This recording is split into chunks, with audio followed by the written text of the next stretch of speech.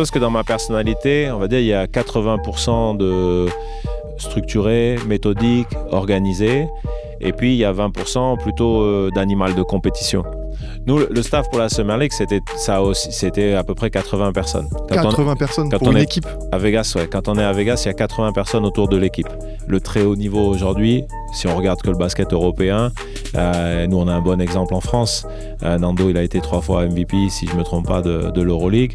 Et il a toujours été, et même maintenant, en revenant au Fenerbahçe, à 1 déval par minute. Ça, c'est exceptionnel. Salut Guillaume. Salut Nico. Merci de m'accueillir dans les super bureaux du MSB que tu m'as fait visiter. Ça, c'est vraiment du très haut niveau. Ça me fait très plaisir d'être là. T'es le bienvenu. Sur un jour pas off, nous on est off, mais toi tu as un gros match à venir en Coupe de France cette semaine. Après une finale de Leaders Cup la semaine dernière, donc on va parler de ce beau parcours. Mais avant de commencer, même si beaucoup de gens dans le podcast vont te connaître, est-ce que tu peux te présenter pour les gens qui sont peut-être un peu moins basket? Guillaume Visage, j'ai 43 ans, je suis né à Clermont-Ferrand. Voilà, ma compagne, Mélodie Pontiac, et j'ai un petit garçon qui s'appelle Zacharia. Pourquoi? Tu voulais qu'il soit numéro 1 de la draft aussi ou... Non. Il aura un autre projet peut-être. Un autre projet. Il n'y a pas de projet Mbappé encore. Avant de commencer, maintenant tout le monde te connaît en tant que coach avec ce que tu as fait depuis plusieurs années. Dis-moi un peu comment tu es entré toi dans le monde du basket. Alors le basket, j'ai connu, j'étais dans une école primaire et il n'y avait pas assez de monde pour jouer. Et j'avais un copain au catéchisme qui m'a dit, écoute, on a que 4-5 joueurs, donc ils ne veulent pas inscrire une équipe. Donc je suis allé, j'ai jamais pu quitter le basket. Donc là, j'avais une dizaine d'années. Et puis après, on va dire le passage vers le monde de l'entraînement professionnel, c'est quand j'avais 18 ans. Donc à la sortie de U18 maintenant, je suis parti faire des tests. Il y en a certains que j'ai réussi à Chalon, à Limoges, mais il y a eu un dépôt de bilan. Et ensuite, une rétrogradation. Et je suis allé à Pau. Et en fait, quand je suis allé à Pau, j'ai fait le match All-Star de la journée. Donc j'étais dans les 5 derniers prix. Et puis en face de moi, il y avait Mike Pietrus, Flo Pietrus, Gauthier Darrigan, Fabrice Periac, Arthur Drozdov. Et à ce moment-là, j'ai réalisé quand même que atteindre le plus haut niveau par cette voie-là, ça allait être très difficile. Et que j'avais aussi un projet scolaire, universitaire à tenir, on va dire. Et j'ai commencé à entraîner. Dans la foulée. Et en parallèle, je joue en National 3, National 2. Mais principalement, l'entraînement a pris le dessus. Tu es tombé quand même sur une sacrée génération en allant faire ce match-là. Tu te dis, maintenant, si ça se trouve, tu serais dans un autre club. Les gars auraient été bien moins bons. Et tu t'aurais dit, putain, finalement, le monde pro, c'est quand même assez facile. Non, je pense pas. Je pense que les limites que j'ai perçues ce jour-là, elles auraient été valables ailleurs. Mais après, tu vois, ce qui a fait basculer, c'est que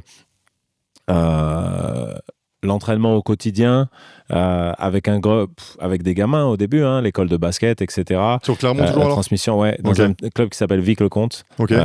C'est mon village de naissance. Et donc là, tout de suite, j'ai pris plaisir à ça. En parallèle, je faisais d'abord des études d'histoire. Donc, j'étais à l'université en fac d'histoire. Et puis après, j'ai fait un double cursus histoire et fac de sport. Et donc, l'enseignement, la pédagogie, ça a toujours été des trucs qui m'ont passionné. Et avoir un terrain hors du cadre éducation nationale, mais avoir un terrain comme le basket où tu transmets, ça, c'était un truc qui m'a... J'ai assez vite vu que ça me plaisait. Ok, et donc dès 18-20 ans, tu t'es dit potentiellement, j'aime enseigner, j'aime le basket, et tu te rends compte qu'il y a une passerelle à faire. Mais est-ce que tu t'imagines déjà, pourquoi pas faire une vraie carrière? Non, pas du tout. En tout cas, pas une carrière dans le niveau pro. Parce que pendant des années, vraiment, pour moi, être un entraîneur professionnel, c'était aider des jeunes à se développer et plutôt les aider dans leur parcours à devenir des joueurs professionnels. Donc, j'ai été entraîné dans un centre de formation à Clermont, au stade clermontois. Et puis, j'ai aidé aussi des jeunes sur des projets un petit peu différents avec notre association Giving Back, où on avait des avec jeunes... Babacar. Ouais. Ok. Ouais, pendant des années. Et donc, avec Babacar Sy, on a beaucoup œuvré pour aider certains jeunes à mener à bien leur projet. Parfois depuis l'Afrique, parfois depuis la France, parfois vers les États-Unis. On a aidé pas mal de jeunes à obtenir des bourses d'études et avoir des doubles cursus. Je pense quasiment 120, 130 jeunes. Donc voilà, des beaux parcours. Et ce qui a fait que quand petit à petit je suis arrivé dans le monde professionnel, en fait, j'avais déjà des relations de 10, 15 ans avec beaucoup de monde dans l'environnement. Tout ce qui est agent, etc. Ouais. Et parce qu'il y a beaucoup de jeunes joueurs qu'on avait eus, et puis même des joueurs, beaucoup de joueurs que je connais très très bien. Ici, pas Philippe Amagou, par exemple, ici au Mans, mais c'est le cas d'Amarassi, ou voilà, des joueurs avec qui j'avais des relations depuis de nombreuses années. Ah, c'est marrant parce que, tu vois, quand on faisait les matchs amicaux Limoges-Vichy, j'ai l'impression que tu connaissais tout le monde. Tu vois, et moi, je te connaissais pas. Et je me dis, mais attends, mais... Et des fois, je voyais aussi ton nom sur Twitter, sortir des analyses sur Twitter ou des choses comme ça. Et je me disais, mais attends, mais c'est qui ce Guillaume Visa? J'ai l'impression qu'il connaît tout le monde. Tu vois, c'est vraiment... et justement, comme tu disais, des fois, des joueurs qui disaient, non, mais moi, je le connais de là, etc. Donc, c'est vraiment intéressant. Ouais, et c'est vrai que on a fait pas mal de matchs, galas, de matchs de charité pour essayer de lever des fonds pour différentes causes. Donc, c'est vrai qu'on a eu beaucoup de joueurs français qui ont participé, beaucoup de joueurs aussi qui sont des binationaux, donc qui avaient à cœur de redonner à l'association. Et puis, on a organisé aussi pas mal de tournées en Afrique de l'Ouest où les joueurs sont venus, ils ont soutenu les causes. Et on a aussi joué au Cap-Vert, au Mali, au Sénégal, dans de nombreux pays où on a pu faire des choses assez incroyables. Et sur le centre de formation de Clermont, comment tu arrives à trouver ce poste-là, entre guillemets? En fait, j'avais un CTS, Jean-Marie Deganis, c'est lui qui m'a poussé aussi à me former. Notamment, il nous a poussé tous les deux avec Rachid Méziane à rentrer dans l'entraînement, à suivre. Et donc, Rachid, lui, travaillait pour la Ligue pendant l'année. Et moi, je faisais les sélections également. Et puis, petit à petit, j'ai commencé à entraîner au Stade Clermontois. Et donc là, les générations, c'était les enfants de Jean-Aimé Toupane, Axel, Geoffrey Lauvergne, et puis aussi les enfants de Régis Racine. T'as coaché Geoffrey, du coup? Ouais, un petit peu, ouais. Et Warren Racine, Alexis Racine et Anthony Racine. Et puis aussi Arthur Rosenfeld, qui est parti ensuite à Lasvel. Donc voilà, des bons petits joueurs. Hein. Ouais, c'est un petit peu ces générations-là que j'ai eu 6e, 5e, 4e, 3e, voilà, sur ces années-là, soit en sélection, soit avec le Stade Clermontois. Ok. Et j'ai vu que tu as coaché des filles aussi. Ouais, une année. Là, c'était quoi? C'est Charles Lezo. Comment tu arrives à aller dans le basket féminin? Est-ce que des fois, il y en a qui... Alors, il y a beaucoup de monde, Julien Mahé, oui. Tu vois, j'avais vu dans le podcast, qui me disait que le coacher des filles, à l'époque, ça lui avait énormément servi. Toi, qu'est-ce qu'on a pensé un peu de cette expérience? Alors, en fait, là, j'arrivais à l'époque, c'était le BE2, l'équivalent du DES aujourd'hui. Et donc, quand j'obtiens le BE2, il n'y avait pas de poste pour parler encore à Clermont cette année-là. Et donc, je rejoins Rachid Méziane, qui était à Challes-les-Eaux. Et donc, lui, il était le responsable du centre de formation, mais il cherchait un coach pour la NF2, puisque lui, il était assistant en ligue aussi, donc il avait besoin de quelqu'un. Et comme nous, on a grandi ensemble, il s'est dit, c'est la bonne occasion, comme ça, on passe l'année à travailler ensemble, et on verra à la fin de l'année ce qui se passe. Et ça a été une super expérience. On avait l'une des équipes les plus jeunes de NF2, on a fait une très bonne saison, on a été champion de France U15 aussi. Donc, il y avait Marie-Ève Paget, notamment, qui était dans l'équipe. Donc, ouais, c'était une très bonne expérience. L'équipe 1 était européenne, donc on voyait aussi du basket de très bon niveau. Il y avait Léna Badian, par exemple, dans l'équipe. Donc, c'était une bonne expérience. Et à la fin de l'année, je suis revenu au Stade Clermontois, cette fois comme responsable du centre de formation. Ok. Et comment c'était avant la fusion avec Vichy, du coup? Ouais. Donc, toi, tu es plutôt du côté Clermont. Ouais. Et raconte-nous un peu, du coup, cette fusion avec Vichy plus tard et comment tu passes ces années entre le centre de formation et le parcours qu'on connaît beaucoup plus avec Vichy en Pro B. Alors, la fusion, en fait, c'est historiquement, avant, on a eu jusqu'à une période, on a eu les deux clubs en Pro A, le Stade Clermontois et Vichy. Et puis après, petit à petit, les deux clubs ont commencé à descendre et il y a eu quelques difficultés de part et d'autre. Et pour maintenir un club professionnel de basket. Donc, Yann Le Duris, l'ancien président de Vichy, a œuvré notamment avec les politiques clermontois pour reprendre la dette de Clermont et ensuite maintenir ce club et restructurer le club de Vichy. Et quand au bout d'une année, ils sont remontés avec Fabien Romeillet de N1 à Pro B. Et quand ils sont en Pro B, ils cherchent à restructurer le centre de formation. Et moi, j'étais dans un petit club qu'avec des amateurs, Clermont Basket, un autre club de Clermont, et qu'on avait fait monter jusqu'en National 2. Et ils reviennent me chercher à ce moment-là pour me proposer le poste. Et à ce moment, je suis enseignant à l'université, à l'école de commerce, et j'entraîne la NM2. Ok. Donc, c'est un choix un petit peu difficile parce que je rebascule complètement dans le basket. Enfin, difficile, en tout cas, il a fallu réfléchir. Ouais, mais d'un point de vue même financier, je veux dire, t'es dans l'éducation, ta voie, je dis pas que c'est tranquille, mais c'est tracé. Ouais, c'est vrai. Plus ton basket à côté. Et après, tu retournes quand même dans un monde où t'as tes CDD c'est ça. Et tu peux sauter, quoi. Exactement. Tu vois, non, c'est vrai. C'était... Mais j'avais sûrement besoin aussi de cette nouvelle aventure. Et l'idée, c'était pas du tout de basculer sur l'équipe pro. Mais cette année-là, au bout d'un mois, Fabien Romeillet se fait couper par le club. Et il y a un autre entraîneur, Stéphane Dao, qui vient en cours de saison. Mais à 10 matchs de la fin, l'équipe est relégable. Et bon, il y a des choses qui font que ça se passe pas très bien. Et c'est là que le président, Yann Le Duris, il vient me voir et il dit, écoute, voilà, on souhaiterait que tu fasses la fin de la saison, si t'es prêt. Et si jamais on réussit à se maintenir, eh bien, je ferai pas d'autres entretiens. On part ensemble. Et donc, sur les 10 matchs, il fallait faire 6 sur 10, alors qu'avant ça, l'équipe était à 33% de victoire sur la saison. Donc, c'était quand même un revirement. Les probabilités. Ouais, difficile.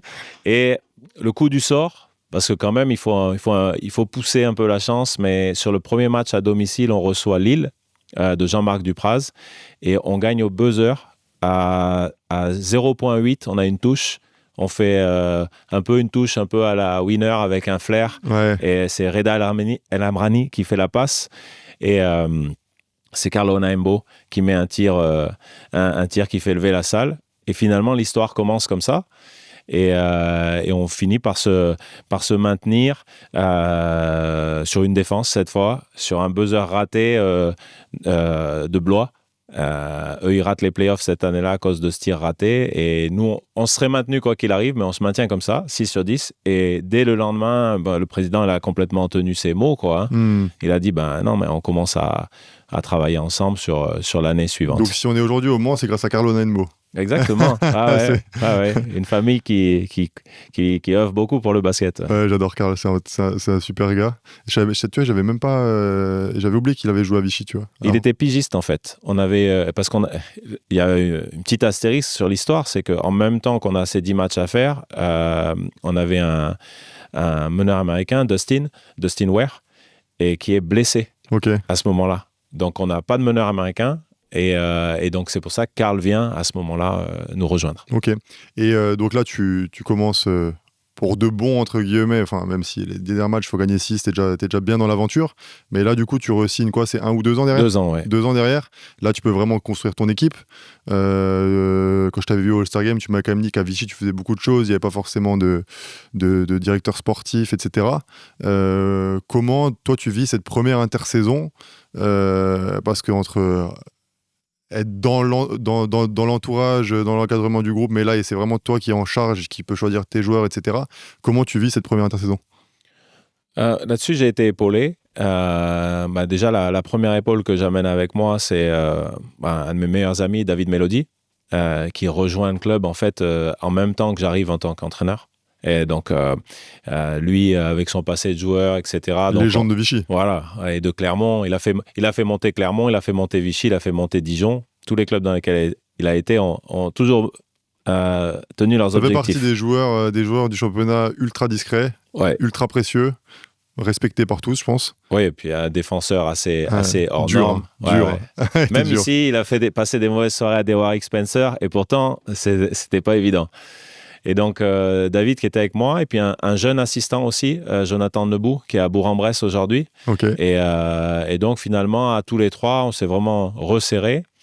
Et il a fallu attendre peut-être ma 4e saison avant qu'on ait un prépa physique, 4e, 5e saison. Donc, sur les premières années, c'est un peu directeur sportif, entraîneur, prépa physique. C'est un petit peu tous ces rôles-là. Ça a dû t'apprendre beaucoup de choses et maintenant, quand tu arrives dans une structure où tu as plus de monde, tu peux quand même, sans tomber dans l'extrême où tu penses tout savoir non plus. Parce que j'ai l'impression des fois, c'est aussi un peu ça le danger. Quand tu es coach, tu es un peu touché à tout. Après, tu te prends un peu pour un kiné, tu te prends un peu pour un médecin, tu te prends aussi un peu pour un préparateur physique.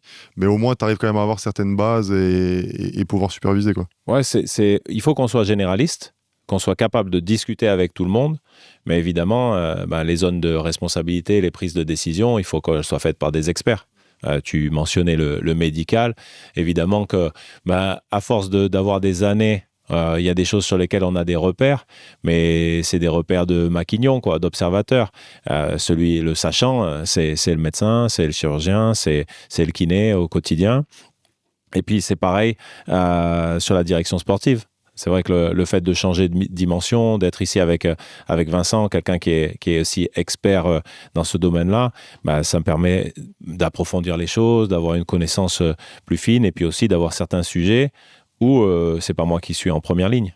Et ça, c'est très intéressant. Ouais. Et à l'époque de Vichy, nous, on avait vraiment... alors bien sûr, vous avez joué en amical plein de fois, mais on avait commencé un peu à voir votre équipe avec, quand tu signes Noah Penda, qui était encore tout jeune, qui sortait de l'INSEP. Est-ce que toi, c'était vraiment une volonté, de partir sur des groupes qui étaient assez jeunes et de mettre des jeunes sur le terrain ? Ou alors, des fois, c'est aussi d'un point de vue nécessité économique, pas beaucoup d'argent et tu dois faire des paris, quoi. C'était un projet bien écrit, en fait. Au départ, quand je reprends l'équipe à Vichy, j'ai en même temps des joueurs qui sont des vétérans, Charles-Henri Bronchard, Mohamed Koné, David Denave, donc des joueurs vraiment référencés Pro B. Mais en même temps, je me dis, je veux développer des joueurs chez nous et des joueurs qui ne seraient pas forcément sortis ailleurs. Il y en a 2 principalement, un qui joue avec toi, Mamadou Guissé, puisque lui, il est arrivé de Belgique à 17 ans. Et tout le monde l'avait refusé en France. Et donc, il vient chez nous et il est devenu petit à petit professionnel.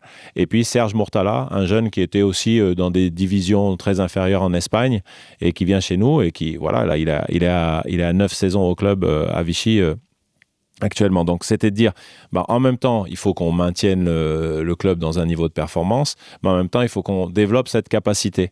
Et puis, petit à petit, la réussite de ces jeunes-là, elle a donné, je pense, beaucoup de goût au club, aux partenaires, aux supporters. Ils se sont attachés à l'histoire des gens et j'ai vu l'impact que ça avait chez les gens, même dans le basket professionnel, de pouvoir s'attacher à l'éclosion de jeunes joueurs à l'intérieur de...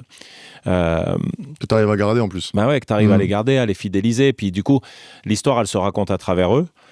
Et puis, le fait d'avoir ensuite un prépa physique, ça nous a permis de changer de dimension pour moi. D'aller se dire, maintenant, on va aller chercher des joueurs qui veulent aller jouer au plus haut niveau parce qu'on a les capacités de les intégrer. Donc, ça a été le cas avec Assemir Moularé, avec Noah Penda, avec Ilias Kamardine, avec Lucas Duféal, avec Léopold Delaunay, avec Samir Gebetkom. Voilà, donc pas mal de joueurs comme ça qui sont venus et qui ont réussi à éclore. Et puis, après, on a eu des joueurs qui étaient dans des moments un petit peu différents, c'est-à-dire qui avaient touché un peu à la Betclic, qui remontaient, mais qui ne savaient pas comment, finalement, peut-être comment y arriver. Et bon, il y a Yvan Février, par exemple, c'est un joueur qui est revenu, qui avait fait d'énormes sacrifices financiers pour venir chez nous.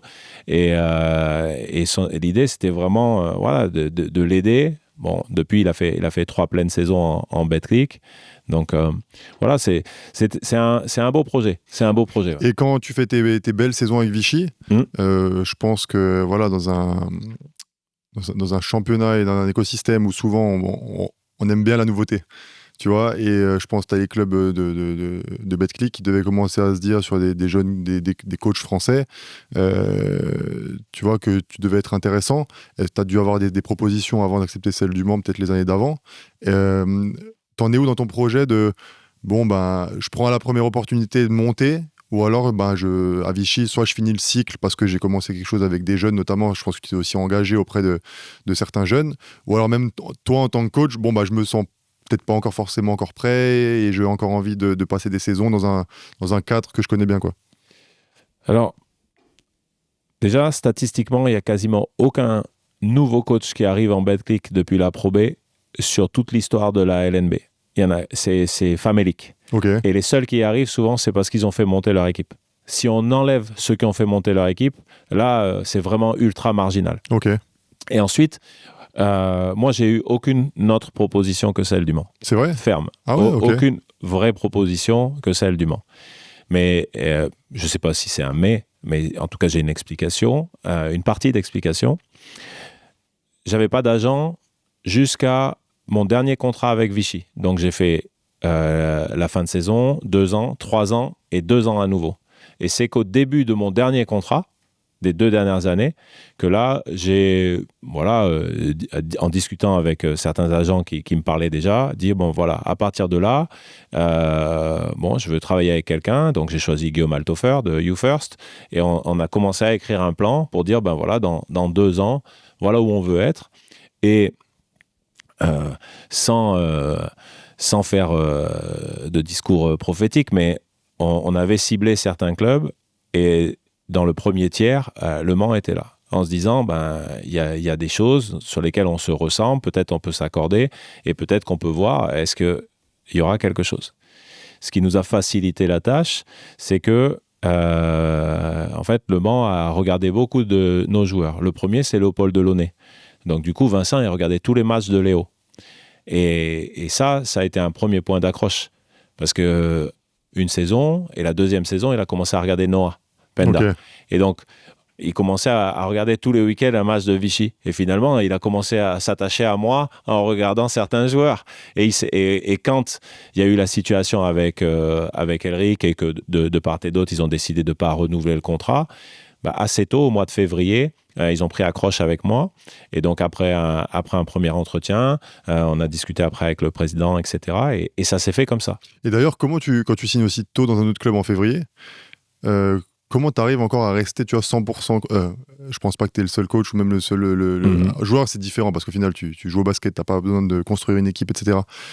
Comment tu arrives à finir ta saison en étant vraiment pleinement concentré, tout en, des fois, il faut aussi commencer à préparer la suivante et tu vois, comment tu as réussi un peu à gérer cette transition ?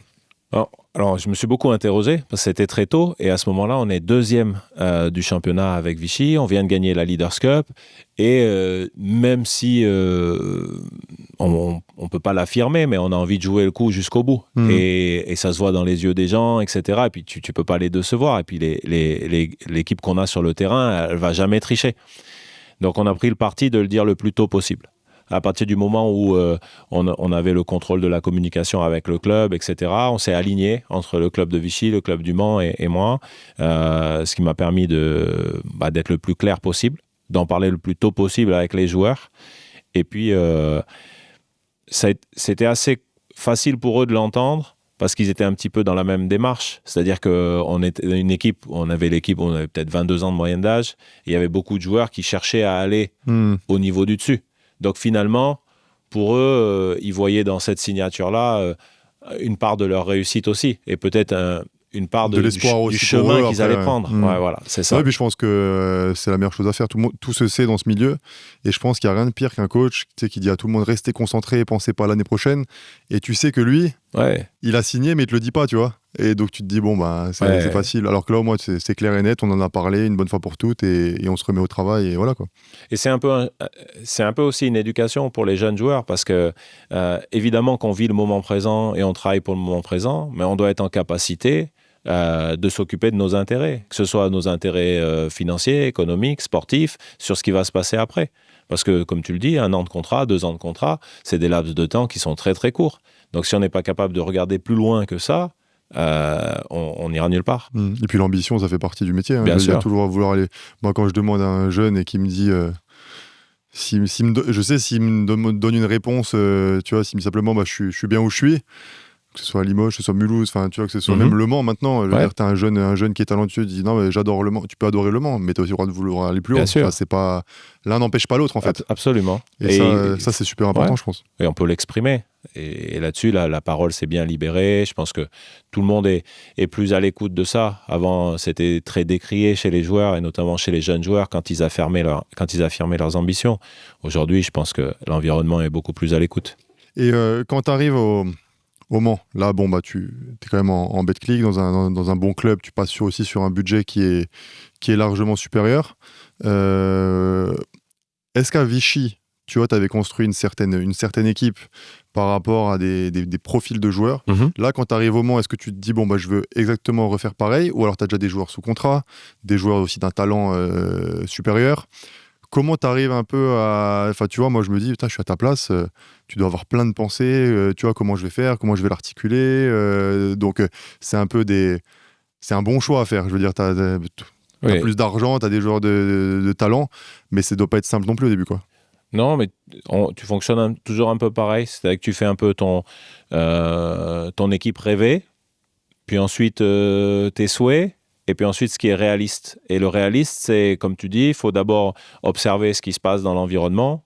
Quels joueurs sont sous contrat? Est-ce qu'il y a des joueurs qui émergent, qui sont des projets clubs d'ores et déjà? Est-ce qu'il y a des joueurs qui sont en prêt, qui vont potentiellement revenir? Donc, il faut analyser un petit peu la situation. Et après, analyser aussi les joueurs qui avaient cette année au club, même si ils sortaient pas d'une année extraordinaire.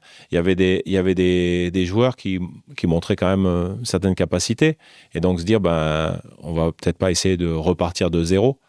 Et une des premières signatures qu'on a, c'est celle de Trevor Huggins, par exemple.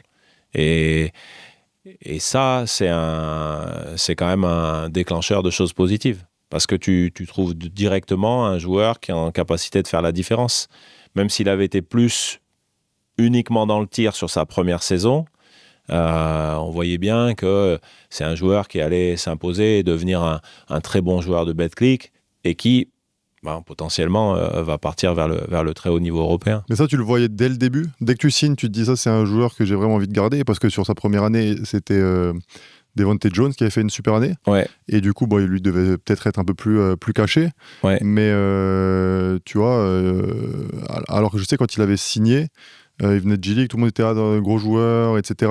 Mais sur la première année, si tu me dis que 2 ans plus tard, il en est là où il est aujourd'hui, c'était peut-être pas forcément... après, on le voyait pas tous les jours non plus, hein, tu le joues 2 fois dans l'année. Mais tu vois, il y avait pas j'aime pas le mot hype, parce qu'il la mérite, ça, hype, tu vois. Mais tout l'engouement autour de lui sur les 2 dernières années. Donc, c'est peut-être aussi toi qui a laissé aussi peut-être plus de liberté ou quoi. Ouais, il est monté dans la hiérarchie, puis surtout, il n'est pas arrivé en cours de saison. Je pense que dans sa personnalité à lui, c'est pas quelqu'un qui pousse tout le monde, regardez-moi. C'est plutôt un leader très doux, même au quotidien. Et donc, il veut que son talent, quelque part, s'impose de lui-même dans l'équipe. Et il veut avoir une petite place dans l'équipe. Et peut-être que quand il est revenu la 2e saison, déjà, lui, il connaissait l'environnement. Il était en sécurité vis-à-vis de ça. Et puis, il a pu s'exprimer. Mais quand on regardait ses chiffres sur la première année, tu sais, il était déjà à plus de 3 paniers à 3 points marqués par match, à 46%. Ce qui le plaçait déjà parmi les shooters les plus redoutables d'Europe. Et quand on voyait le type de tir qu'il mettait, on voyait quand même qu'il avait un talent dans le tir qui le séparait de beaucoup de joueurs.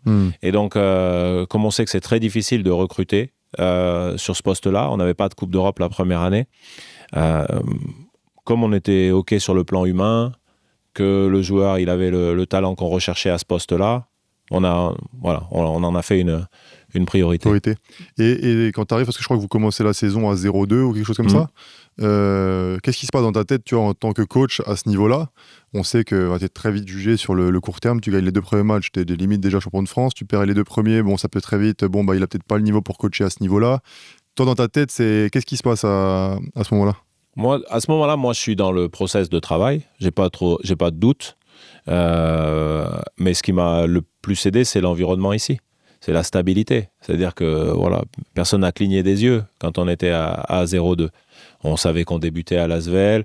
Il y avait ce match contre Saint-Quentin sur lequel on a été un petit peu surpris, où Saint-Quentin était venu gagner ici. Mais quand on voit la qualité de la saison de Saint-Quentin, leur parcours en BCL, etc., sur les 6 premiers mois de l'année, ils avaient été assez redoutables l'an dernier.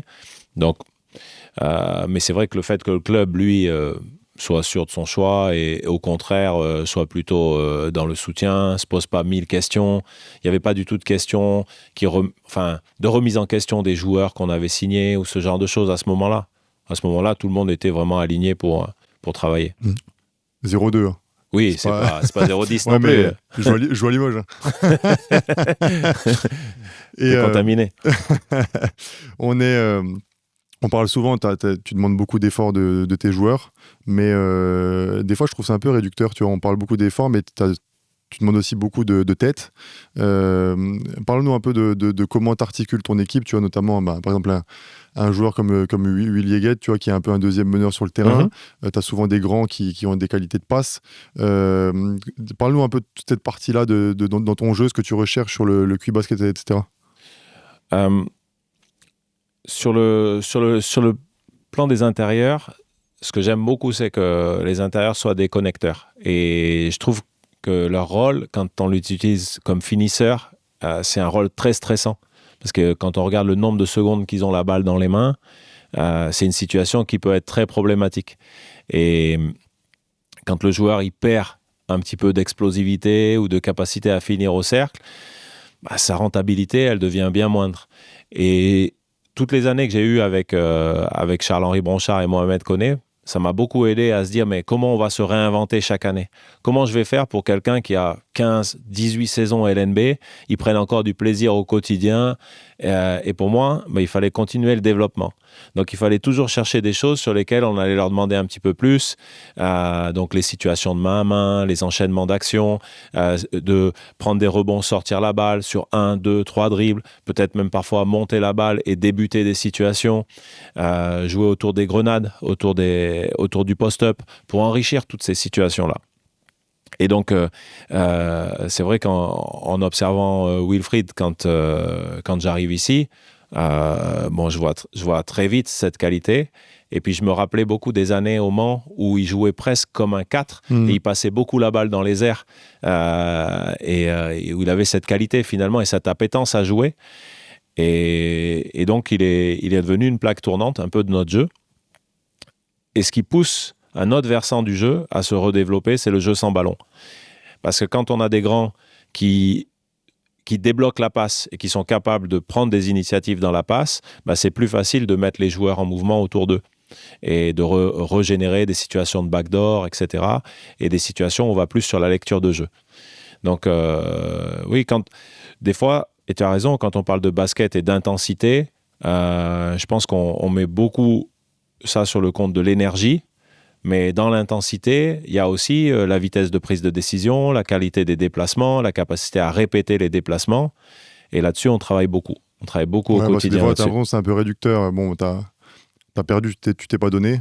Ouais. T'as gagné, c'est que t'as tout donné, quoi. Oui. Alors que il y a beaucoup de choses. Bien sûr. Mais des fois, tu donnes tout et tu vas pas gagner. On essaye d'avoir des observations un peu plus objectives des matchs, c'est-à-dire avoir des critères qui nous ressemblent et dire, voilà, si on joue avec cette identité-là, on pense, et c'est une assumption, mais on pense qu'on a plus de chances de gagner. Et donc, quand on va observer notre match sur ces métriques-là, on va pouvoir se donner une note sur 20 indépendante du résultat. Et on sait, est-ce qu'on a perdu dans notre identité ou est-ce qu'on a gagné en jouant un autre basket ? Dans ce cas-là, peut-être il y a de la vigilance à avoir. Est-ce qu'il y a certains chiffres qui aujourd'hui ont été beaucoup plus en notre faveur ? Tu vois, on va jouer Nanterre à la reprise et quand on les a battus en Leaders Cup, ils ont fait 3 sur 30 à 3 points. Donc forcément que cette variance-là, elle peut engendrer un autre résultat. Parce qu'il y a certains tirs qui étaient quand même des tirs de qualité. Donc, il va falloir avoir des points de vigilance. Et est-ce que, tu parlais justement du tir à 3 points, tu en as parlé là, tu en as parlé de Trevor Jeans avant. À quel point c'est extrêmement important dans le basket moderne. Pour toi, à quel point c'est important et comment tu l'utilises ? Tu vois, on a joué contre vous, il y avait Diléo qui... T'as pas transformé le joueur, mais tu l'utilises d'une façon où il joue à un tout autre niveau que peut-être qu'on le connaissait avant ou comment il était utilisé. Souvent, moi, je sais quand j'allais sur les fenêtres en équipe de France, les gars qui venaient de l'étranger, ils disaient non mais j'ai toujours l'impression qu'en France, t'as ce truc où tu mets des fois un peu le shooter dans un corner en te disant son joueur ne va pas pouvoir aller aider et ça va libérer un 4 contre 4 pour les autres, etc. Mais les gars me disaient qu'à l'étranger, c'était beaucoup plus non. Tu joues pour lui et si ça doit créer des choses, c'est à partir de son mouvement. Et toi, c'est un peu ce que tu fais avec lui, avec Beran Meskel aussi, et tu as beaucoup de shooters dans ton effectif. Est-ce que c'est un vrai choix par rapport à tout ce système aussi en mouvement, au-delà du simple fait, le gars, il peut marquer un panier, quoi. Ouais, c'est utiliser la gravité des shooters, parce que ça va générer des angles morts. On parlait tout à l'heure des intérieurs, donc pour qu'ils puissent faire de bonnes passes, il faut qu'il y ait des fenêtres de passe qui s'ouvrent. Et le fait que les shooters soient toujours... il y a des situations de top lock où on se met au-dessus d'eux pour leur refuser les remontées, ce qui peut ouvrir des backdoors. Il y a des situations où on les pousse, on essaye de les chasser. Et dans ce cas-là, ça peut ouvrir des situations de curl. Et quand on a des joueurs qui ont des bons moteurs, comme David Di-Leo par exemple, mais qui ont une bonne capacité à tirer dans des situations variées, on peut utiliser ça, des fois comme finalité, mais des fois comme des leurres aussi, pour générer des espaces pour les autres. Et cette gravité du shooter, moi j'ai pris énormément de plaisir pendant des années à regarder Golden State jouer par exemple, et à se dire, mais la variété de situations qu'ils ont pour générer des tirs pour Stephen Curry, elle est extraordinaire. Et souvent, les gens vont te dire, oui, mais t'es pas Stephen Curry ou t'as pas Stephen Curry.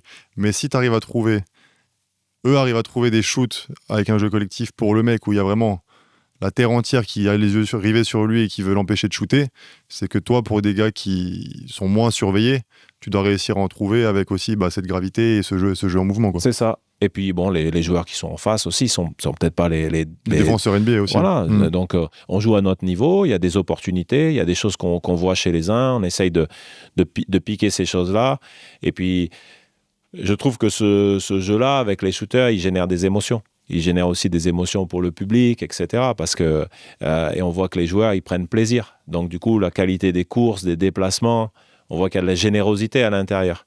Et le shooter, je pense qu'il peut-être dans sa mentalité, quand il voit qu'on joue pour lui et que parfois ça libère d'autres, il développe aussi son sentiment d'appartenance à l'équipe. Tu vois, je trouve que c'est un bon équilibre. Et tu parlais de Golden State, t'es un coach, on a déjà parlé plein de fois, enfin tout cet aspect du basket américain, NBA. Je sais quand j'ai commencé, c'était beaucoup les coachs, c'était beaucoup la NBA. C'est pas bon, enfin tu vois, c'est que du 1 contre 1. L'Euroleague, c'est le top du top. Moi, j'ai quand même l'impression que, tu vois, quand je regarde la NBA, il y a il y a énormément de choses qui viennent de la NBA, que ce soit sur les défenses collectives notamment, tu vois, sur les mismatchs, sur les 1 contre 1, les prises à 2 qu'ils font. Il y a beaucoup d'idées très intéressantes, je trouve, qui viennent de la NBA. Toi, à quel point ça a influencé un peu ta philosophie de coaching? Qu'est-ce que tu prends un peu là-bas, etc.? J'ai toujours regardé tous les baskets, mais c'est vrai que la NBA, depuis que je suis gamin, j'ai toujours suivi. Et quand on parlait beaucoup de polyvalence, par exemple, dans les années 2000, on soulignait beaucoup la qualité des fondamentaux, des joueurs yougoslaves, etc. Et c'est vrai. Mais il y a une chose, je pense qu'on souligne peu dans le basket NBA, c'est à quel point la polyvalence motrice des joueurs s'est développée et à quel point ils sont capables de faire des choses très différentes, à quel point on les a mis en exergue sur le terrain. Tu vois, et le jeu, il est sorti un petit peu des boîtes que sont les postes de jeu. Et aujourd'hui, il parle d'arrière, d'ailier, d'intérieur, mais même à l'intérieur de ça, si tu regardes les compétences de chacun, tu vas voir que, non, en fait, parfois, les compétences de tir, elles sont plus chez les intérieurs, elles sont plus les passeurs sont plus ailleurs, etc. Et puis, il faut cette mixité. Et chaque année, il y a beaucoup d'idées qu'on va chercher, soit en NBA, soit en NCAA, ou encore en Euroleague, bien sûr. Tu regardes les matchs, où est-ce que tu trouves des autres idées aussi? Tu regardes, je sais pas, des chaînes YouTube, Ouais. Tu vas regarder un match en N3, tu vois une idée des fois, je sais pas. Ouais, c'est possible. C'est possible. Tu peux même regarder un autre sport et avoir une idée. T'as déjà eu des idées un peu comme ça, ou alors des coachs dans les autres sports qui t'ont vraiment inspiré, ou que ce soit dans la philosophie de coaching, ou peut-être pas un 4-4-2, je sais pas si ça peut t'inspirer sur un match de basket, mais... Je pense que le foot, c'est très inspirant parce que, en fait, le détail médiatique pour un coach, et quand on lit l'équipe, par exemple, on va avoir beaucoup de référentiels, beaucoup d'explications, et on peut rentrer en détail dans la philosophie du coach. Et par exemple, quand on prend Luis Enrique à Paris, on voit qu'il est il est très proche du type de basket qu'on joue. Ok. Parce que dès que le ballon est perdu, il y a des volontés de récupérer le ballon très tôt. Ça correspond au tag au basket, en fait. Ensuite, ils ont des volontés de générer des opportunités très tôt. S'ils concrétisent ces opportunités très tôt, ils vont les saisir. Sinon, ils vont construire pour créer un meilleur tir. Et puis, dans l'utilisation des espaces, etc., il y a des choses sur les coups de pied arrêtés aussi. Et quand on regarde le football américain, par exemple, il y a des choses sur les touches, sur les combinaisons et les déplacements. Joe Mazzulla, d'ailleurs, il a des alignements de touches qui démarrent de manière assez similaire à ce qu'on peut voir au foot US. Ouais, coach des Celtics, j'ai vu, ils font un peu une ligne comme ça. Ouais. Surtout en NBA, t'as la règle où il n'y a pas de retour en zone sur la remise en jeu. Voilà, donc tu peux mettre un joueur de l'autre côté. Si c'est un joueur qui a de la gravité, on parlait tout à l'heure de Stephen Curry. Pour eux, Jason Tatum, quand il n'était pas blessé, quand il est d'un côté du terrain, il va être défendu. Et donc, tout ça, on joue sur un autre espace de terrain. Donc, il y a des petites choses comme ça. Et puis, il y a des choses qui sont plus importantes aussi, notamment dans toutes les continuités de jeu, dans tout le flow du jeu. Tous les coachs NBA aujourd'hui, ils savent qu'ils ont un basket coaché sur de 15 à 30% du temps. Et les 70% du temps restant, c'est leur flow. Et donc, c'est ce qu'ils construisent sur le flow, sur les continuités, sur les lectures, parce que leur but, c'est d'utiliser la transition offensive et d'augmenter l'avantage, et surtout pas de rééquilibrer la défense. Donc, quand tu as créé un mini-avantage, essayer de l'agrandir, le faire grandir. Ouais. Premier domino, deuxième domino, troisième domino. Et donc, de le faire sur le tout-terrain. Donc ça, c'est quelque chose qu'on essaye de faire aussi. On n'est pas les seuls, mais on essaye de faire. Et toi, tu as fait la Summer League avec les Clippers. Oui. Qu'est-ce que tu en as tiré de cette expérience, même si c'est que de la Summer League, entre guillemets qu'est-ce que tu en as tiré de cette expérience de travailler dans un staff de NBA? Est-ce que c'était conforme à tes attentes? Est-ce que tu as découvert d'autres choses?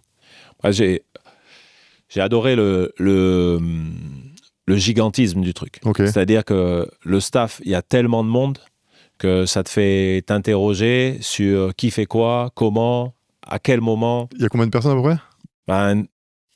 Nous, le staff pour la Summer League, c'était à peu près 80 personnes. 80 personnes pour une équipe? À Vegas, ouais. Quand on est à Vegas, il y a 80 personnes autour de l'équipe.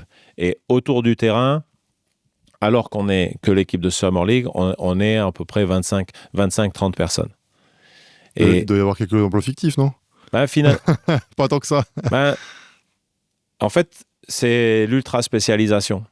C'est-à-dire que chacun a une tâche très précise et sur laquelle on lui demande d'être ultra performant et de délivrer. Et ça va jusqu'aux gens qui gèrent la logistique, l'organisation, etc.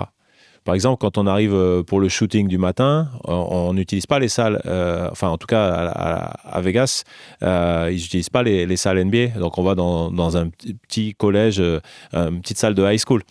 Et dans ces salles-là, en moins de 3 minutes, toute la salle, elle est brandée Clippers. Et quand on repart et qu'on monte dans le bus, ils montent en même temps que les joueurs et la salle, elle est redonnée nickel. Donc, bon, évidemment, il faut du personnel pour faire ça. Et autour de l'entraînement, c'est la même chose. Tous les matins, en fait, on s'organise, on se voit 2 heures avant la séance, on répète la séance. Les coachs, ils présentent les situations avec les assistants qui font dans le préparatif. Donc, on se teste à la situation. Et ensuite, il va y avoir les routines, il va y avoir l'entraînement, après il va y avoir le post-entraînement, où chacun a son rôle. Moi, ce que j'ai adoré là-dedans, c'est que je ne voulais pas être un simple observateur. Donc, dès le début, j'ai essayé vraiment d'arriver très tôt, de discuter beaucoup, de participer à tous les échanges. Et très vite, ils m'ont laissé des parties de séance. Et ça m'intéressait pour me mettre en danger, en fait, finalement. Pour entraîner dans une autre langue, avec des gens qui ont d'autres référentiels. Tu vois, dans l'équipe, il y avait 3-4 joueurs qui avaient des contrats NBA. Donc ça, c'était hyper enrichissant. Et quand tu as fait ces séances, est-ce qu'il y a eu des moments où tu t'es dit « Ah là, ils m'ont coincé » ou alors tu te sentais plutôt à l'aise? Non, ça allait parce que vraiment, on avait bien préparé le truc et c'était plutôt assez agréable, enthousiasmant quoi, comme situation. Et est-ce que ça t'a donné des idées? Tu vois, par rapport, est-ce que tu as changé ta manière pas forcément de coacher, mais de fonctionner par rapport à ton staff? entre l'année dernière et cette année par rapport à cette expérience, même si bien sûr il y a aussi un aspect économique et tu vas pas engager 80 personnes. Sinon, à mon avis, Vincent Loriot, il va te dire tu te moques de moi. Ou... Non, mais il y a un truc, c'est... eux, ils ont une contrainte ils ont beaucoup de moyens, mais ils ont une contrainte de temps énorme. Ok. La disponibilité des joueurs, avec la fréquence des matchs, etc. Donc, c'est-à-dire que moi, la question que je leur posais beaucoup, c'est comment vous réussissez à continuer de progresser alors que vous devez progresser pendant les matchs, oui, mais en dehors, comment vous faites? Et c'est vrai que cette idée de ligne rouge offensive, ligne rouge défensive, où tous les jours, il y a un coordinateur offensif, un coordinateur défensif qui lui, il mesure finalement la progression sur ces domaines-là et ils amènent des exercices où ils vont faire monter la compétence sur ces deux trucs. Nous, c'est ce qu'on essaye de faire avec mes deux assistants ici au Mans. Donc vraiment une compétence. Et donne-moi un exemple un peu. On va dire, je vais donner avec l'exemple ce qu'on fait ici. Antoine Mathieu, il est notre coordinateur offensif, KJ Smith, notre coordonnateur défensif. Donc Antoine, du coup, il va aller observer les défenses des équipes adverses. Et dans nos fondamentaux, dès le début de la semaine, tous les jours, il va avoir 10-15 minutes sur lesquelles il va travailler là-dessus. Okay. Et donc, on fait progresser nos fondamentaux en fonction. Et de la même manière, sur le plan défensif, on va reprendre ce qu'on fait au quotidien avec certaines choses qui sont non négociables pour nous et certaines choses sur lesquelles on veut travailler parce que c'est les choses que font c'est les réseaux principaux qu'utilisent les équipes adverses. Ok. Et ce modèle, on va dire, ce modèle NBA, la NBA en soi, est-ce que il y a 20 ans, tu étais prof d'histoire, tu m'as dit ? Maintenant, tu es coach en première division, tu gagnes des titres, tu es dans une belle structure comme ça. Est-ce que ça doit te donner envie d'aller plus haut et que tu te dis que peut-être un jour, il y a peut-être possibilité de faire quelque chose là-bas, même si il n'y a jamais eu de coach français vraiment en NBA, etc. Mais est-ce que tu penses que c'est très loin ou alors c'est atteignable avec du travail, des relations aussi, parce que c'est dans un monde de relations, je suppose ? Oui, un peu de tout, mais après, je pense que l'ambition et les rêves... ils ont pas tous besoin de se réaliser. Et c'est pas parce qu'ils se réalisent pas qu'on va s'arrêter de les chasser. Voilà, donc, travailler au quotidien, parce que si jamais un jour, l'opportunité, elle se présente, il faudra être prêt. Il faudra pas se dire, tu vas dans l'environnement et ensuite tu te prépares. Ça n'existe pas.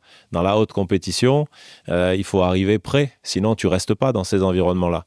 Donc, il faut travailler déjà pour le coup d'après. Faire monter son niveau d'exigence dans le quotidien pour être prêt si jamais d'aventure il y avait des opportunités. Mais non, dans un coin de ma tête, j'y pense sérieusement. Et souvent aussi, j'ai l'impression, le fait des fois, on veut que tout soit parfait avant de venir signer quelque part, tu vois le truc ? Ouais.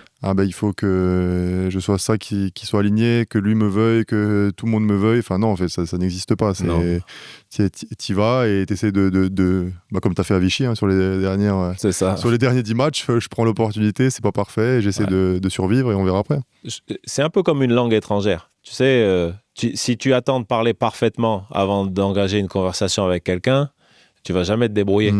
Mais si tu commences et te dire, mais non, l'objectif principal, c'est la communication. Il faut juste que je me fasse entendre. Et donc, et petit à petit, tu vas prendre confiance, et puis petit à petit, tu peux devenir, peut-être jusqu'à devenir bilingue. Et on va se dire, on est un peu dans le même cas de figure. C'est-à-dire que oui, on travaille, mais il faut aussi être immergé dans un niveau de haute compétition. Là, c'est le cas ici, et je suis super bien ici, on travaille vraiment bien ensemble. Et en même temps, il faut te dire, nos carrières, elles sont faites de rebonds, et donc il faut se préparer à pas mal de scénarios, et donc et être capable de se jeter à l'eau au moment où ça se présente. Et est-ce que toi, dans ta philosophie de coacher, dans ta personnalité, t'es vachement posé comme ça? Quand on entend parler, t'es toujours vachement posé, et quand on parle avec des joueurs qui t'ont eu, des fois les gars ils te disent hey, Guillaume, c'est un ouf, des fois il pète des câbles et tout, tu vois, et tu dis non, pas lui, ça se voit. Comment t'expliques ça, tu vois, cette différence entre être très calme, alors bien sûr il y a énormément d'émotions pendant un match, mais tu vois, quand on m'a dit ça au début, j'étais surpris, tu vois. Ouais, je pense que dans ma personnalité, on va dire, il y a 80% de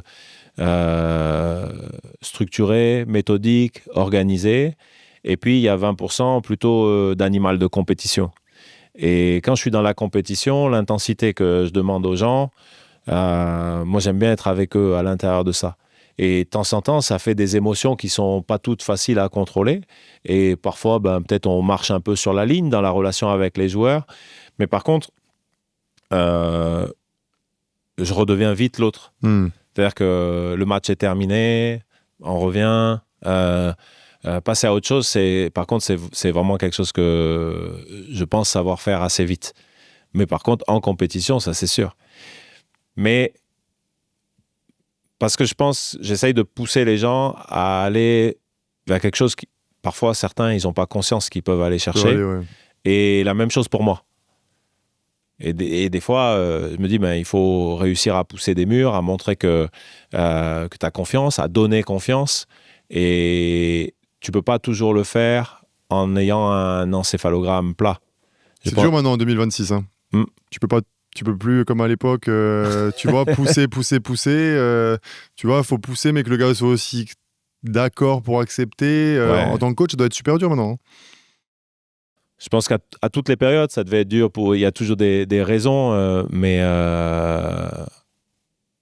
ouais, je trouve que on peut pas laisser le cours des choses. Je pense qu'une de nos fonctions en tant que coach, c'est de ne pas subir le cours des choses. Et on peut pas toujours utiliser la même carte, mais par contre, on peut pas se priver parfois d'avoir l'autorité. Et parfois les aspects motivationnels, et parfois de mettre une partie de soi sur le terrain. Je pense que les joueurs, ils attendent ça aussi, que en fait, ce soit aligné.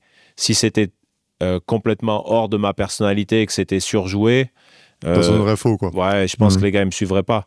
Et je pense que des fois, certainement que je suis un peu dans un état de transe, mais qu'on essaye de faire en sorte d'y être tous ensemble. Mais tout le monde l'est, c'est ce que j'allais te dire. Il y a des fois où il y a des gens qui me disent t'as vu, le coach, il a ça, et toi, tu t'es pas rendu compte comment t'étais. Et tu te dis, non, moi j'ai l'impression que c'était super calme au final. Ouais. Tu vois. Et c'est limite quand c'est trop plat, où tu as l'impression qu'il y a quelque chose qui cloche, quoi. Bien sûr. Et je pense aussi on fait ces activités-là pour vivre des émotions un peu anormales. Tu vois, moi, pendant une année, j'avais pas coaché dans mon parcours. J'étais retourné à l'école de commerce pour passer un diplôme. Et la compétition me manquait énormément. Hein.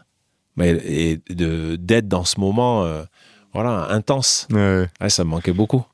Et tu en parlais notamment quand tu veux pousser, des fois on parle aussi des jeunes, tu vois, leur faire comprendre ce qu'ils ont et essayer de les pousser. Tu es dans un club, tu as toujours formé des jeunes joueurs, tu en as encore des très bons potentiels au Mans. Dans tout ce qui est partie un peu communication, tu vois, avec tes joueurs, notamment dans la hiérarchie, typiquement la dernière fois je regardais un de vos matchs et je voyais le Grasshoff, qui est un super joueur. Moi j'adore ce joueur. Et je voyais, tu mets dans le 5, tu prends de plus en plus de place, tu as une équipe qui tourne. Tu vois, comment tu arrives à intégrer un joueur en plus qui était peut-être pas dans l'équation au début de l'année. Donc typiquement, il y a un autre joueur qui sur moi est venu pour jouer un certain nombre de minutes, etc. Comment tu arrives à intégrer ça dans une équipe qui tourne? On va dire si vous gagnez pas des matchs, si vous perdiez les matchs, tu as un jeune joueur comme ça, tu le mets, vous aviez qu'à gagner, tu vois. Mais là, ça tourne déjà. Et comment tu arrives à jouer un peu à Tetris comme ça? On réfléchit beaucoup à la structure de l'équipe et l'évolution durant le match. Un peu pour que tout le monde puisse apporter à certains moments du match, mais aussi pour essayer de se dire, mais si j'œuvre vraiment pour l'équipe, il faut que je réussisse à réfléchir à quels sont les meilleurs moments pour chacun. Et quand on a eu des blessés, le fait qu'on ait poussé d'abord Bastien, ça correspondait à ses capacités, et on s'est dit, il faut le mettre dans les meilleures conditions possibles. Les meilleures conditions possibles, c'est quand il y a 0-0. Le seul moment où je sais qu'il y aura égalité, c'est le début du match. Et en plus de ça, je peux l'entourer avec, entre guillemets, les 4 meilleurs joueurs. Et en plus, il répondait à une problématique. La blessure durant l'été de Léopold Delaunay nous a enlevé de la physicalité, un petit peu dans tout ce qu'on appelle les intangibles, les 50-50, les ballons qui appartiennent à personne, tout ça. On manquait un petit peu de malice. Et donc, Bastien, lui, c'est un arrière de 2 mètres. Et il a une grande envergure de quasiment 2,10 m. Donc, tout ça, ça nous rajoutait des éléments et qui consolidaient le 5 majeur. Et le fait que lui, de suite, il a eu des matchs où il a transformé, notamment quand on a joué le Portel, il avait fait un très très bon match. On l'avait mis dans le 5, il a beaucoup joué et je pense que ça lui a donné confiance. Mais il y a un autre versant à ça. Plutôt que de parler du versant du coach, c'est comment les leaders de l'équipe l'ont intégré. Et Wilfried Digete, Tayshaun Thomas, Trevor Huggins, Travante Williams, pour nous, c'est assez exceptionnel. La manière dont il se comporte avec tout le monde au club et avec les jeunes joueurs. Et ça, depuis le premier jour de l'entraînement. Donc finalement, le pousser lui alors qu'il est vraiment intégré et aimé par les autres, moi, ça me facilite beaucoup le travail. Et toi, tu vois, sur un jeune joueur comme ça, parce que bon, j'aime pas... Il y a jeunes joueurs et jeunes joueurs. Tu vois, typiquement, s'il y a quelqu'un, ça se trouve, il y a des jeunes joueurs qui sont loin de son niveau, qui peuvent regarder cet extrait et se dire, ouais, ben, moi aussi dans mon club, mais on me fait pas confiance. Non, c'est juste que t'as pas non plus ce niveau-là. Tu vois, t'es pas là pour faire des cadeaux à un jeune et allez, tiens, je vais te mettre sur le terrain. Mais un joueur comme ça, c'est Romain Leroy, tu vois, qui m'en avait parlé de lui cet été, qui me disait, purée, j'adore ce joueur, il est... Et je le trouve super sous-coté, tu vois. Donc ouais. on donne son exemple à lui. Mais tu l'as vu à l'entraînement? À partir de quel moment tu te dis bon allez, je le lance en match, parce qu'on sait tous qu'il y a l'entraînement et tout le monde peut faire des super choses à l'entraînement, et il y a le match avec toute la pression. Toi, à partir de quel moment sur ce genre de profil-là, tu te dis ouais, tu sais quoi, j'essaye? Dès l'an dernier, on voyait la vitesse de sa progression, donc on s'était dit bon voilà, on va l'intégrer à l'entraînement, et ensuite pleinement à partir de la prépa, et on veut qu'il touche que à l'équipe pro, et il va jouer avec les espoirs pour garder du rythme et de la confiance. Et c'est vrai que quand on a débuté la saison, on n'avait pas de blessés, mais on avait des joueurs qui n'étaient pas arrivés, notamment Travante Williams, parce qu'il était avec le Portugal. Donc Bastien, il a fait toute la prépa, et il a joué en prépa. Et les minutes qu'il a produites en prépa, elles avaient déjà beaucoup de sens. C'était un des joueurs qui trouvait le plus les passes de short roll. Il a des bonnes passes des accès. Il joue dans le jeu sans ballon. Il est assez opiniâtre dans toutes les situations offensives. Donc là-dessus, on voyait cette capacité. Donc après, on a commencé à mettre un plan pour le soutenir dans le travail quotidien, dans le travail physique. Bon, ça, depuis l'an dernier, mais on va dire que ça arrive un petit peu à un premier seuil de maturité. Et quand on a eu encore plus de blessés, ben là, on a eu une véritable opportunité. Et après, ben, lui, il l'a bien saisi. Et donc, ce qui donne confiance, c'est que le gamin, il travaille bien, il comprend ce qu'on lui demande, et puis, quand l'opportunité se présente, il est en capacité. On va dire qu'il a joué plus de minutes parce qu'il y a un blessé, mais dans tous les cas, tu aurais fait jouer. Cette année, il aurait eu une fenêtre, à un moment ou un autre. Mais ce que j'aime bien avec les jeunes joueurs, c'est quand la fenêtre devient régulière, et que cette régularité-là, elle permet d'observer la progression. Parce que s'il fait une super performance, après on le revoit plus, etc., et qu'on pense que chaque fois qu'on va le ressortir du chapeau, il faut qu'il soit exceptionnel, je pense que ce sera difficile pour un jeune de s'imposer. Et alors que quand la fenêtre est assez régulière, alors des fois, ben, quand c'est pas probant, ben, la fenêtre se ferme. Parfois, quand c'est très bien, ben, la fenêtre s'ouvre un peu plus. Mais après, le niveau moyen, aujourd'hui, voilà, il a eu depuis plus de 2 mois maintenant, quasiment une quinzaine de minutes. Mmh. Et c'est quoi la suite pour un... Tu vois, moi, quand j'avais son âge, avec Geoffrey Lauvergne à Chalon, ce qu'on se disait, c'est qu'on a nos 15 minutes. Qu'on soit bon, qu'on soit mauvais, on a 15 minutes, tu vois. Enfin, t'es bon, t'en as 20, t'es moins bon, t'en as 10. Et en fait, ce qui nous a frustrés au bout d'un moment, c'était de ne pas réussir à toucher à du 25-30. Tu vois ce que je veux dire? Toi, c'est quoi un peu ton avis? Je ne suis pas son agent, hein, mais tu vois, c'est quoi? Tu vois, Axel Bouteille, par exemple, à Chalon, c'était pareil, on en a déjà parlé dans mon podcast aussi, qu'un Mathias Le Sort. Enfin, tu vois, j'ai l'impression qu'en France, c'est toujours un peu ce truc-là de le gamin du club, bah, pour le faire passer encore un cap et l'installer vraiment en tant que leader, enfin, tu vois, leader de l'équipe ou... pas leader dans l'aspect relationnel, etc., mais dans le jeu, bah, y a toujours, tu vois, ça bloque un peu, quoi. Donc, toi, avec Noah Penda, tu as montré que c'était pas le cas. Mais qu'est-ce que tu penses un peu de ça? Non, je pense pas. On se fixe pas de limite. C'est vrai que Noah, l'an dernier, c'était notre 2e temps de jeu.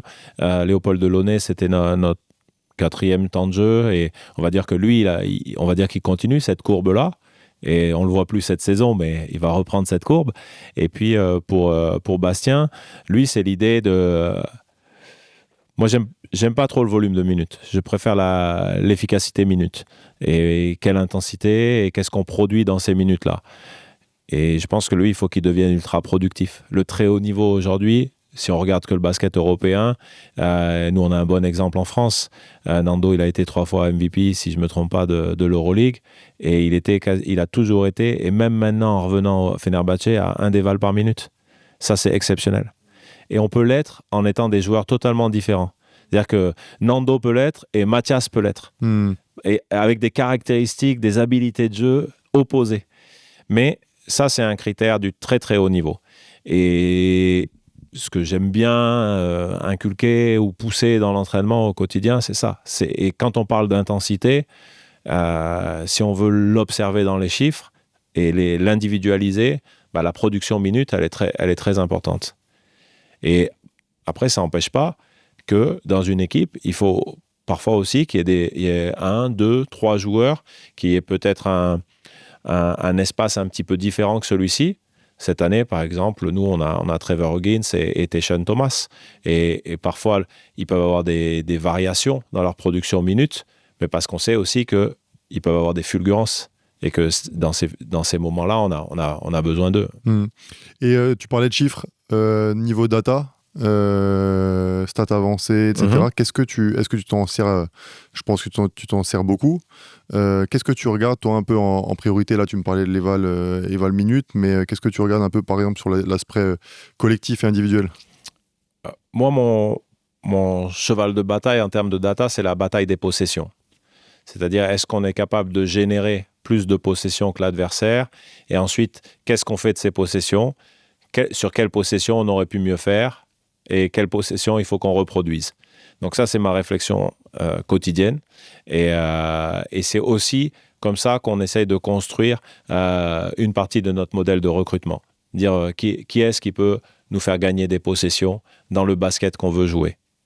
Et j'avais lu un livre dans le foot où, tu vois, je crois que c'était sur Red Bull, tu vois, ouais. qui cherchait des gardiens. En fait, ils connaissaient même pas les gars. Ils avaient vraiment trouvé sur ordinateur, data, gardien, 1m90, envergure, mais aussi nombre d'arrêts à droite, nombre d'arrêts à gauche, etc. Est-ce que toi, ça t'arrive encore des fois Est-ce que des fois, tu regardes par rapport aux chiffres et après, tu trouves des joueurs? Ouais. Bon, c'était Leipzig, le club de Red Bull. Et en fait, on fait des bases de données avec les joueurs mondiaux. Et donc, pour pouvoir les comparer, parce qu'il y a des modèles de compétition différents, le nombre de minutes jouées, etc., le nombre de matchs, etc., on essaye de les ramener sur des quantifications, et ce qui permet de les comparer. Et à l'intérieur de ça, on va faire des groupes de joueurs. Et il y a un bouquin qui est sorti il y a des années qui s'appelait Data Revolution, et où il faisait 13 groupes de joueurs NBA. Et ces 13 groupes, ils correspondaient au véritable poste de jeu que traduisaient les statistiques. Okay. Est-ce que tu es un scoring ball handler? Est-ce que tu es un paint protector? Tu vois, suivant qui tu es. Et donc, en définissant ces profils-là et en utilisant, en ayant redéfini un petit peu les fonctions pour le basket européen, les calculs, on essaye d'avoir tous les joueurs qui rentrent dans ces grilles de data et qui vont permettre de faire ressortir certains joueurs. Okay. Ça permet qu'en plus des joueurs qu'on voit durant l'année, en plus des joueurs que les agents nous envoient, aussi d'avoir peut-être l'idée en plus, quoi, ou l'idée un petit peu différente. Ou de se dire, nous, on a sélectionné ces 3-4 joueurs, on va les comparer avec des joueurs qui leur ressemblent. Parce que parfois, nos premiers choix, les premiers choix, ils ne sont pas pour nous, ça c'est évident. Donc, il faut qu'on arrive à trouver des gars. Et on sent que tu vis basket, tu es super curieux par rapport à ça, tu as toujours envie d'évoluer. Comment tu arrives à... C'est quoi déjà une journée type pour toi? Tu vois, entre les entraînements, tu vas encore regarder l'Euroleague le soir. Ta femme, elle doit pas tout le temps être peut-être contente, je sais pas si elle aime le basket ou pas. Si, elle aime beaucoup le sport. Et non, là-dessus, ça va. J'ai vraiment pas à me plaindre. Au contraire, elle est un super soutien pour moi. Mais la journée type, en général, je me réveille à 6h, 6h30. Je commence par lire. Et là, la lecture, d'abord, c'est souvent via Twitter. Et donc, aller chercher certaines choses. Et là, il y a des mecs qui produisent de manière infinie sur le jeu NBA, sur le jeu NCAA, sur l'Euroleague. Donc, il y a T'as quoi toujours... comme gars un peu? Il y en a des tas, mais on va dire qu'il y a un site qui fait un petit peu Slapping Glass, qui est chaque semaine, qui sort des choses qui sont très détaillées. Et donc, il y a des capsules de ça qui produisent sans arrêt. Moi, ça, c'est des mines d'or. Et donc, ça fait toujours réfléchir. Donc, souvent, une ou deux petites idées comme ça le matin. En même temps, souvent, je lis l'équipe en diagonale et je m'arrête souvent sur un article, on va dire. Après, quand je déjeune, je regarde souvent les minutes de Noah Penda cette année. Donc, ça, j'arrive à les sélectionner pour regarder ça. Et puis, j'arrive ici au bureau, il doit être 8h, 8h15, à peu près. Et là, on commence à échanger. Très souvent, tout le monde a regardé un petit peu de basket. Donc, on a toujours 15-20 minutes où on échange sur des trucs. On a une petite boîte à idées aussi. Comme ça, on récupère 2-3 trucs qu'on met en commun, un pot commun. Et après, on commence à travailler sur ce qui va se passer le matin, en général de 8h30 à 9h30. Parce que, voilà, de 9h30 à 10h, il y a des joueurs qui ont des premières sessions de travail individuel. Après, on vit l'entraînement. Fin de l'entraînement, là, on a quelques joueurs qui font le post-practice. Ensuite, on mange ici, tous ensemble. Et début d'après-midi... Les joueurs aussi mangent ici? Non. Juste le staff. J'allais dire que t'as une salle NBA, là. Non. Juste le staff. On mange ici dans notre petite cafétéria. Et puis... derrière l'après-midi, tout le monde a un temps un peu plus long sur, on va dire, sa tâche principale. Tu vois, le scouting des adversaires, le scouting de notre équipe, aller chercher d'autres choses. Donc là, on a, je sais pas moi, 1h30, on va dire, où tout le monde est plutôt concentré. C'est assez studieux, on va dire, l'ambiance à ce moment-là. Et puis après, une demi-heure, 3/4 d'heure avant l'entraînement, on refait le fil de l'entraînement, de ce qu'on va faire. On le fait à ce moment-là parce que très souvent, on est nourri par ce qu'on vient de voir. Et si on le fait trop tôt, en fait, après, on va remettre en cause ce qu'on a fait. Et on y passe beaucoup trop de temps. C'est ce que j'allais te dire, même quand tu vois le site dont tu parlais, avec des nouvelles idées. Moi, je pense que je vois une nouvelle idée, j'ai envie de la tester de suite. Tu vois ce que je veux dire? Ton cerveau, il doit être il doit tourner tout le temps, en fait, quoi. Là-dessus, on a fait un petit outil, tu vois, que je nourris beaucoup. C'est un petit peu comme notre plan de jeu, avec toutes les choses qu'on fait à l'intérieur. Et chaque fois qu'on voit un lien qui correspond ou une nouvelle idée, on la met dans les chapitres. Donc comme ça, tout le monde peut aller la regarder. Ça crée un petit peu notre université à notre staff à nous, quoi. Tu vois, c'est un petit peu notre moyen. Et puis, ça nous permet de nous questionner. OK, on voit des idées, mais qu'est-ce qu'on va intégrer? Quel risque on a si on intègre cette idée? Et qu'est-ce que ça peut nous apporter? Qu'est-ce que ça va nous coûter? Si on passe du temps à faire ça, on ne va pas faire autre chose. Donc, voir si ça a du sens. Des fois, c'est juste des idées qui nous font plaisir, mais qui ne vont pas donner de choses. T'es beaucoup dans la collaboration, même avec les outils technologiques, etc. Ouais, beaucoup. Ouais, je crois beaucoup en ça parce que je trouve que le travail qu'on demande à tout le monde, il est là aussi un peu au-dessus de la normale. C'est-à-dire qu'on demande aux gens de se dépasser, d'être passionnés. Et ça ne suffit pas de dire qu'on fait un métier passionnant. Pour le rendre passionnant, il faut qu'on fasse vraiment partie du truc et donc qu'on puisse œuvrer concrètement. Ouais, comme tu disais avant aussi, continuer à faire progresser les gens, même après plusieurs années, et le plaisir. Ouais. Mais juste dire que le plaisir, on fait un métier passion, il faut avoir du plaisir, ça c'est... Ah non, c'est fini. Je pense qu'il n'y a rien qui te donne encore moins de plaisir. Tu vois. Ah ouais. Quand tu dis faut que tu sois heureux, en fait, il faut rendre le truc fun aussi, quoi. Ouais, il faut que ce soit fun et des fois, on trouve du fun dans le travail, dans la difficulté, dans le fait d'aller chercher des émotions qui sont dures à atteindre.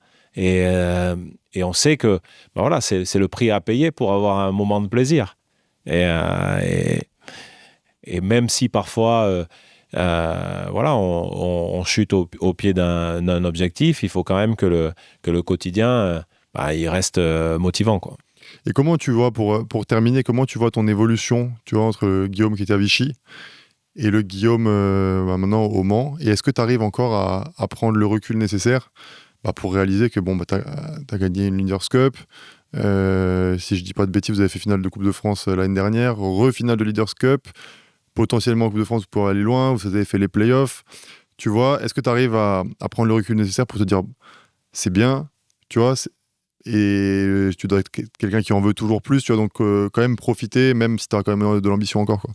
Ouais, bon, on se dit plus, c'est pas mal, parce que c'est tellement frustrant de perdre au pied, ou sinon d'avoir une situation où on a été un petit peu impuissant, comme cette finale de Leaders Cup contre Monaco, où et évidemment que tous les référents de réflexion vont dire oui, mais c'est normal. Mais justement, mais tu crois quand même. Mais oui, parce que quand on fait cette activité-là, on veut créer quelque chose d'anormal. On veut être capable de bousculer la hiérarchie, etc. Donc, c'est vrai que le titre de l'an dernier, vis-à-vis de ça, il avait été assez magique. Maintenant, ce que j'apprécie beaucoup, c'est la régularité de la présence du Mans sur toutes les compétitions. On a été engagé jusqu'au bout sur toutes les compétitions. Le fait d'avoir été jusqu'en finale en Leaders Cup, on est encore engagé en Coupe de France, encore potentiellement qualifiable pour les quarts de finale de BCL, également pour la Coupe de France, et également il va falloir faire un bon dernier tiers de championnat, mais pour les playoffs.